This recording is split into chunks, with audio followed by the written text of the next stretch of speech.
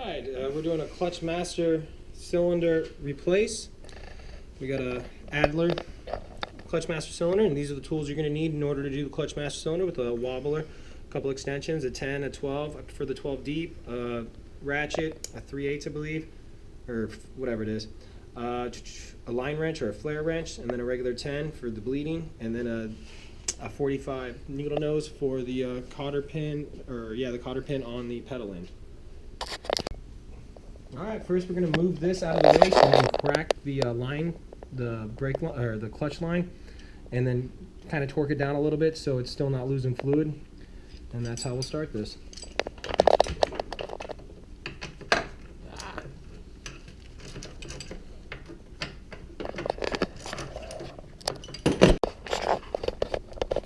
Now we're going to apply just a little bit of penetrating oil just to make sure that we don't have any problems. If I can ever get it on there right. There's a lot. The line down there with this flare nut. One way or another, might be a 12, maybe a 10 or 12, find out. And I was right. yes, sir. That doesn't feel good. There we go, we got it cracked. I'm gonna make sure it's cracked, and then I'm gonna fasten it back on there. Okay, we're just gonna go on just a little bit so we're not leaking fluid everywhere. Never get on there. Let's get the big hands in the way. Let's just go back over there. That's good enough. The slave, the clutch master cylinder, not the slave, leaking right there. That's why we're replacing. You got 112 fastener right here, 112 right up here. And then right here you have a pin. On the opposite side you have a cotter pin. That's what we have the needle nose pliers for. So I got to take out the cotter pin, take out the pin itself, and then proceed to take off the fasteners. Pin off right now. I pulled out the cotter pin. I'm trying to find the blind one with feeling it with my hand. I have it on a wobbler, and it's with that deep 12. All right, I disconnected the ignition wire to get better access to the other 12 way up here that you can't see. Right now I'm gonna loosen this up and take this little fork off, so when I extract it, it will be easily I can easily extract it.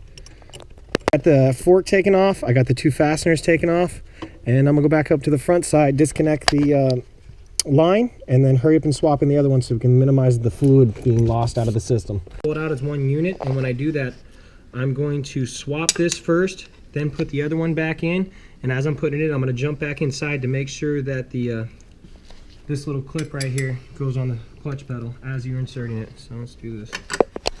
I'll probably do this with a wrench now.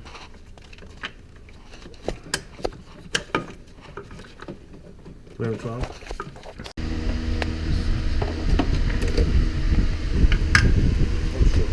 Not on the car? You want to give me a flathead, would you?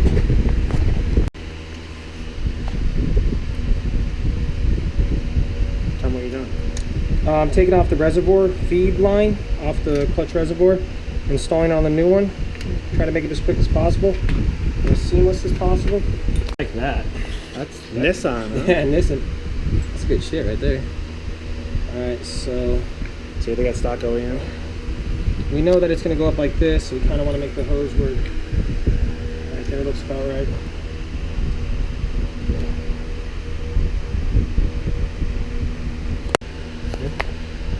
The way you can tell that these are sufficiently tightened, it starts going crooked. See how it's crooked just by a little bit on the hose clamp? That's when you want to stop, because it will just miss teeth and fall back. So I know that it's good to go. I'm going to mount it like it was in there. Looks good. I want to put it like that so I have a better chance of it. Right now I'm going in there. It's easier to put it in with that fork, because then you know you found the hole. And just got to watch out for these alarm wires that are hastily installed by somebody. And got to make sure it gets hit in the hole.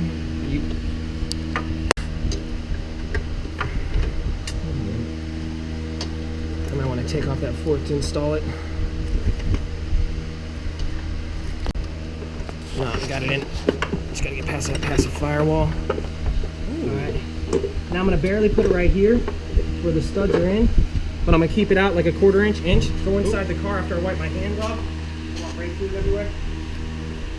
See, I've got it. I got the fork on where the pedal goes, and I've hand tightened the one that I can see down as far as I can. Now I'm gonna go back to the other side and put the line on, work it down. Now I'm gonna put this on there and I'm gonna start it by hand, finger tight as far as I can go to make sure I don't cross thread it. And there's some play on it because I didn't tighten that down all the way, so I can have some area to mess with it. So, good times. Finger tight, don't cross thread. Yeah. If you cross thread, Start it with your fingers always. bad day. Oh, that life would suck. In with a lot of threads, probably like 6 or 7 threads, and to where my hand can't twist it anymore. I'm gonna go back inside the car and tighten down the fasteners that hold the clutch master cylinder in, and then I'll come back up here and torque it down, put this, mount the reservoir, add fluid.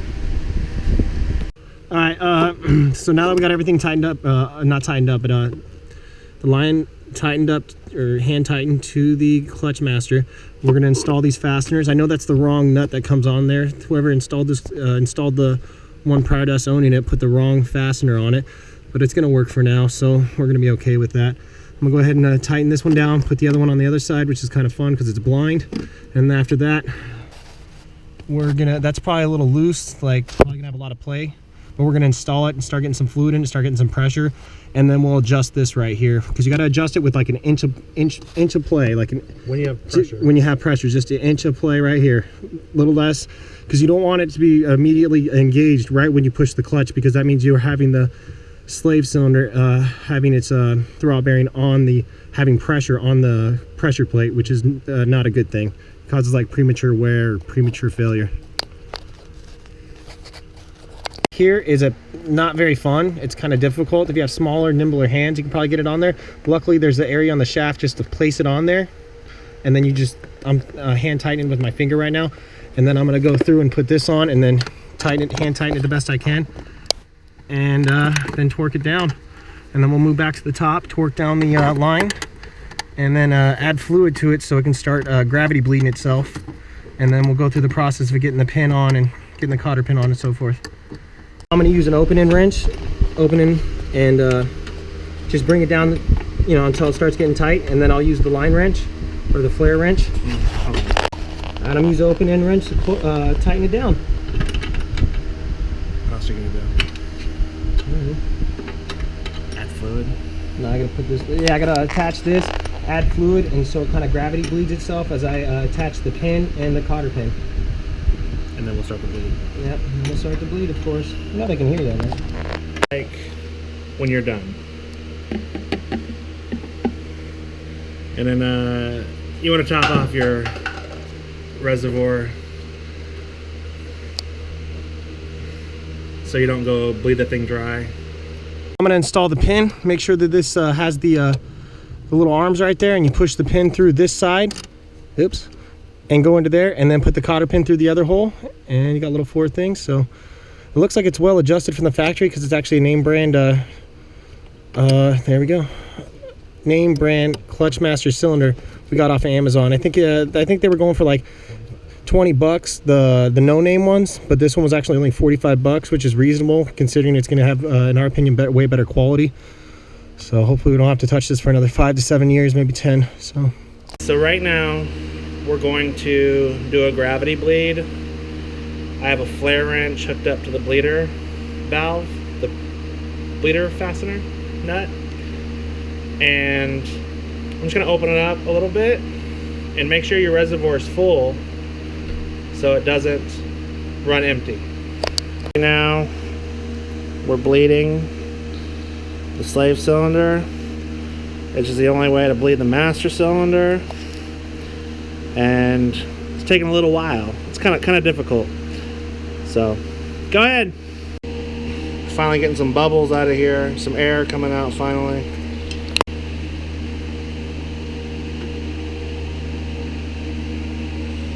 Okay, go ahead.